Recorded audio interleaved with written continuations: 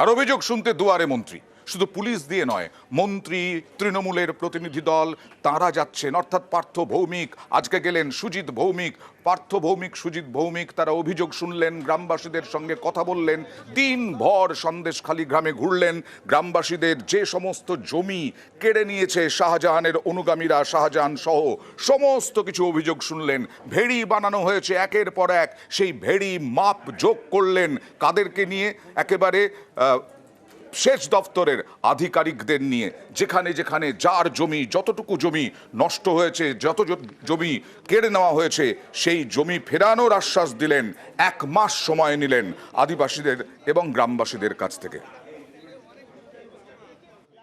রাজ্যের মুখ্যমন্ত্রী হচ্ছেন মমতা বন্দ্যোপাধ্যায়, এটা মনে রাখবেন। তিনি আছেন আপনাদের সাথে, তিনি আমাদেরকে পাঠিয়েছেন, আমাকে আর পার্থভূমিকে।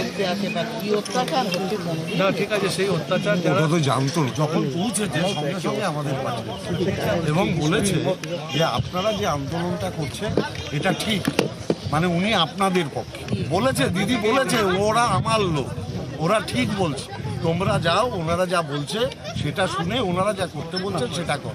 1 মাস টাইম দিন, সব ঠিক হবে। 1টা মাস টাইম দিয়েছে, ঠিক আছে? দেবেন তো 1 মাস? 1 মাস দেবেন তো? 1 মাস সময় দেবেন তো? পার্থ ভৌমিক বললেন, একটি স্টিয়ারিং কমিটি, 8টা জায়গায় স্টিয়ারিং কমিটি গঠন করা হয়েছে, যেহেতু বিভিন্ন জায়গায় অপসারণ করা হচ্ছে, 8টা স্টিয়ারিং কমিটি লোকসভা নির্বাচনের জন্য। আর শেখ শাহজাহান আমাদের দলের সর্বভারতীয় সাধারণ সম্পাদক সাংসদ অভিষেক বন্দ্যোপাধ্যায় তিনি বারংবার বলেছেন তৃণমূল কংগ্রেসে জিরো টলারেন্স।